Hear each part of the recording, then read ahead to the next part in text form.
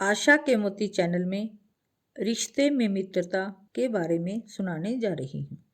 Mummy जी के चेहरे की चमक, किचन से आती पकवानों की महक, दोनों की वजह एक ही है।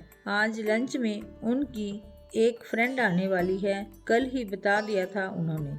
कल ही मेरे साथ अपनी फ्रेंड को गिफ्ट में देने के लिए महंगी सी साड़ी भी ले आई। आज मुझसे भी पहले किचन में घुस गई और बड़े जतन से खुद से तैयार की गई पकवानों की लिस्ट में से एक के बाद एक डिश बनानी भी शुरू कर दी।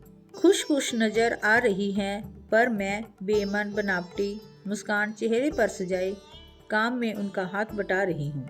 मायके में मेरी माँ का आज जन्मदिन है। शादी के बाद यह माँ का पहला जन्मदिन होगा जब कोई भी उनके साथ नहीं होगा। अब मैं यहाँ, पापा ऑफिस टूर पर और भाई तो है ही प्रदेश में। मायके जाने के लिए कल मम्मी जी से बोलने ही वाली थी कि उन्होंने मेरे बोलने से पहले ही अपनी फ्रेंड के आने वाली बात सामने रख दी। दोपहर में लंच और शाम को हम सभी का उनके साथ फन सिटी जाने का प्रोग्राम तय हो चुका था। क्या कहती, मन मार कर रह गई। घर को सजाया और खुद भी वेमन सी संवर गई। कुछ ही देर में डोरबेल बजी। उनका स्वागत करने के लिए मम्मी जी ने मुझे ही आगे कर दिया। गेट खोला। बड़े से घने गुलदस्ते के पीछे छिपा चेहरा जब नजर आया तो मेरी आंखें फटी की फटी और मुंह खुला का खुला रह गया। सामने मेरी माँ खड़ी थी। माँ मुझे गुलदस्ता पकड़ाते हुए बोली, सरप्राइज। हैरान खड़ी मैं अपनी माँ को निहार रही थी।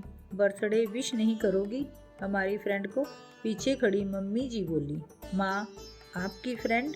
अरे भाई, झूठ थोड़ी ना कहा था हमने। फिर किसने कहा कि समधन दोस्त नहीं हो सकती? बिल्कुल हो सकती हैं। जो अपनी बहू को बेटी जैसा लाड़ दुलार करें, सिर्फ वही समधन को दोस्त बना सकती हैं। कहते हुए माँ ने आगे बढ़कर मम्मी जी को गले लगा लिया। मेरे मुंह से एक शब्द भी ना निकल पाया। बस मैंने मम्मी जी की हथेलियों को अपनी आंखों से स्पर्श करके होंठों से चूम लिया। माँ हम दोनों को देखकर भीगी पलकों के साथ मुस्कुरा पड़ी। एक तरफ मेरी माँ खड़ी थी जिन्होंने मुझे रिश्तों की अहमियत बताई, और दूसरी तरफ मम्मी जी जिनसे मैंने सीखा रिश्तों को दिल से निभाना। दोनों मुझे देखकर यहाँ मुस्कुरा रही थी, वही मैं दोनों के बीच खड़ी अपनी किस्मत पर इतरा रही थी। दोनों मुझे देखकर यहाँ मुस्कुरा रही थी, वही मैं दोनों के बीच खड़ी अपनी किस्मत पर इतरा रही थी।